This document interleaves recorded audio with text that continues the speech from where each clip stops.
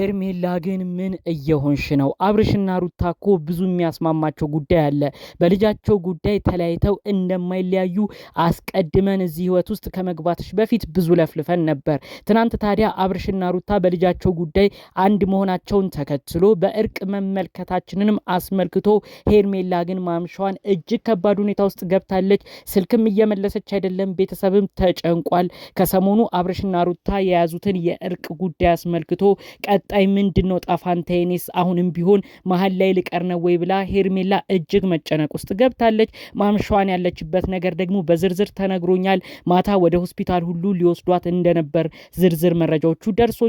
ሁሉንም አንድ ባንድ እዚሁ ተንትኜ አስረዳችኋለሁ። ሰላም ጤና ይስጥልን ውድ የሀገሬ ልጆች፣ በተለያዩ ዓለም ሀገራት የምትገኙ በያላችሁበት ሀገር ሰላማችሁ ይብዛልኝ። አዳዲስ በሆነ መረጃ ብቅ ብለናል። ለቻናሌ አዲስ ከሆናችሁ እባካችሁ ሰብስክራይብ አድርጋችሁ የኔን ቤተሰብ ሁኑኝ። አሁኑኑ ቪዲዮ ላይክ አድርጋችሁ ጀምሩ፣ ለብዙ ሰው እንዲደርስልኝ የዛሬው መልእክቴ።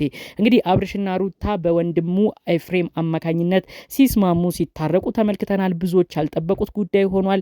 ኤፍሬም የተባለው ግለሰብ አስቀድሞ እንግዲህ እህቱን ቡዜን ከሩታ ጋር ሲያስማማ ነበር። ትናንት ደግሞ እንደተመለከትነው አብርሽና ሩታ ቢያንስ ለልጃችሁ ስትሉ ተስማሙልን እያሉ ነበር። ታዲያ ቪዲዮ ካለቀ በኋላ አንድ ክስተት ተከስቶ ነበረ።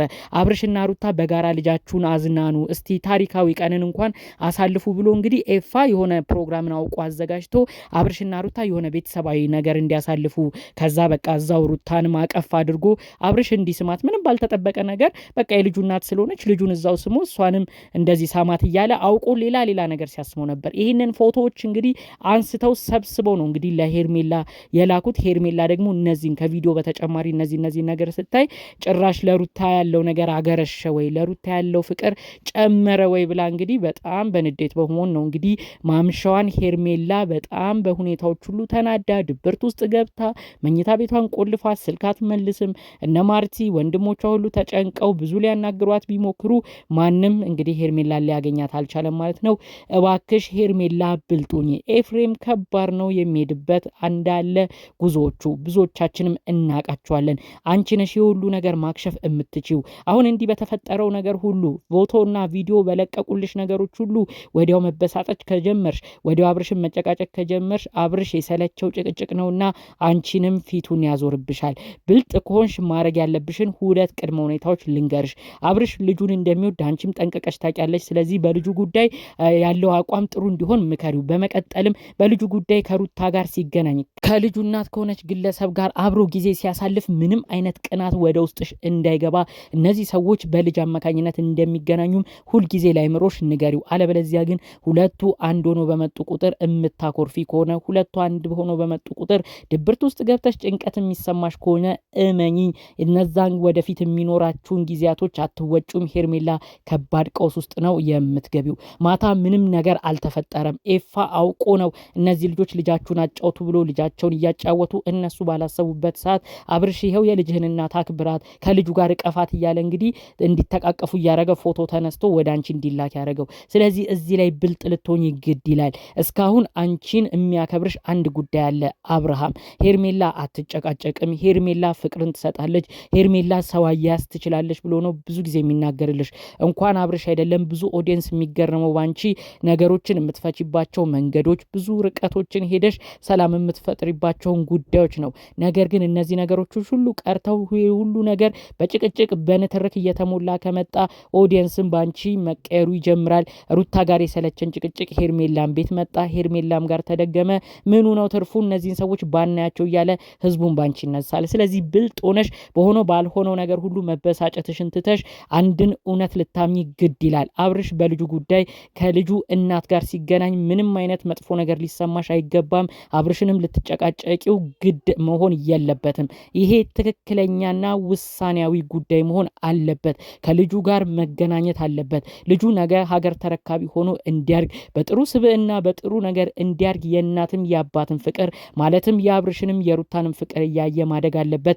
ስለዚህም ደግሞ እንግዲህ ከልጁ እናት ጋር ወዶም ሳይሆን ሳይወድ በግዱ በጋራ መስራት እንዳለባቸው ብዙዎቻችንን አስቀድመን የለፈለፍ ነው። ስለዚህ ከልጁ እናት ጋር ተስማማ ብለሽ በእንደዚህ አይነት መልኩ መጥፎ ነገር እየተሰማሽ የማይሆን ነገር ራስሽን እየጎዳሽ ቤተሰብም እንዳታስጨንቂ ነው በዚሁ መልእክቴን እማስተላልፍልሽ።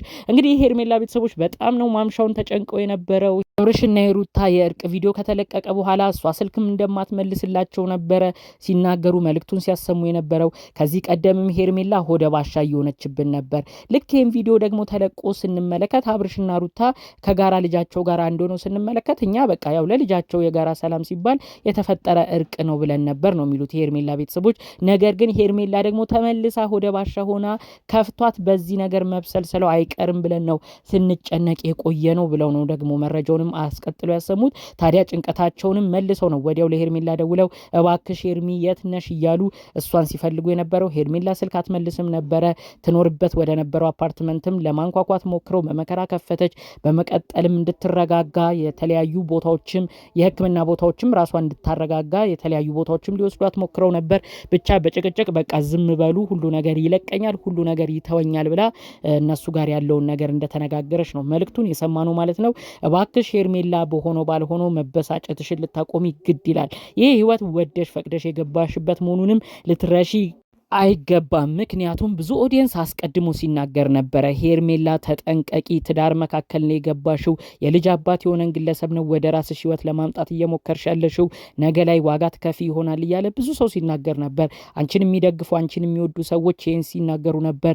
በሩታ በኩል ያሉ ሰዎች ደግሞ ሄርሜላ ገና ወደፊትም ታዝናለች፣ አብርሽና ሩታ እርቅ ባወረዱ ቁጥር መበሳጨቷ አይቀርም፣ የሰው ትዳር ያፋታሽ ነችና የሁሉ ነገር ይገባታል እያሉ ደግሞ በሩታ በኩል ያሉ ሰዎች አስቀድሞ ሲናገሩሽ ነበር። ስለዚህ ይሄ ሁሉ የተለያየ ሀሳብ የሚነሳበትን ጉዳይ ብልጥ ሆነሽ አንቺ ስማርት ሆነሽ ቤተሰብን ባላስጨነቀ መልኩ ጉዳዩን ሰከን ብለሽ የማታልፊ ከሆነ ነገ ላይ ብዙ ርቀቶች እንደማትጓዥ ነው በዚሁ ጠቅልዬ መልእክቴን የማስተላልፍልሽ። አጠቃላይ ግን ያሉት ጉዳዮች አስመልክቶ በተለይ የአብርሽ ወንድም የሆነው ኤፍሬም የሚያረጋቸው የተለያዩ ተግባራቶች ብዙዎችን አስገርሟል። አስቀድሞ እንግዲህ ሩታንና ቡዜን አስማማ። በመቀጠል አብርሽና ሩታን ማንም ባልጠበቀበት መልኩ እንዲስማሙ አደረገ።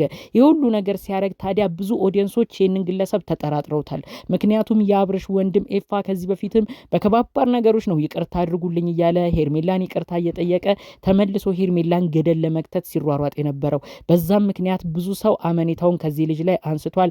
አሁንም ቢሆን በሚያደርገው መልካም ተግባር ብዙ ሰው በጥርጣሬ ሆኖ ነው የሚመለከተው። እናንተስ እዚህ ቤት ያላችሁ የኔን ቪዲዮ የምትመለከቱ የምታዳምጡ ውድ ያገሬ ልጆች አጠቃላይ የአብርሽ ወንድም በሚያደርጋቸው ነገሮች ምን አይነት ነገር ነው እናንተስ የተመለከታችሁት? ምን አይነት ብልጠትን ሊጠቀም ነው ብለውስ ነው ያሰባችሁት? ወይም ደግሞ እንግዲህ ከነዚህ ነገሮች ሁሉ ውጪም ሆኖ እሱ አሁን ወደ ጥሩነቱ ተመልሷል። አሁን ቤተሰቡን ሊያስማማ ነው። ወንድሙ አብርሽን ከሩታ ጋር አስማምቶ እርቅ መፍጠርን የፈለገው እንደ በፊት ጊዜው ተንኮል አላሰበም የምትሉ ኤፋን የምትደግፉም ሰዎች ካላችሁ ሀሳብ አስተያየታችሁን በኮመንት ብታሳውቁኝ ደስ ይለኛል። ጠቅለል ባለ መልኩ ግን ለዛሬ ይዤላችሁ የመጣሁት መረጃ ትናንት ማምሻውን በተለቀቀው ቪዲዮ ብዙዎች ባልጠበቁት አብርሽና ሩታ አንድ በሆኑበት ቪዲዮ የሄርሜላ ከባድ ድብርት ውስጥ መግባት የተመለከተውን መረጃ ነው ዘርዘር አድርጌ ያስደመጥኳችሁ።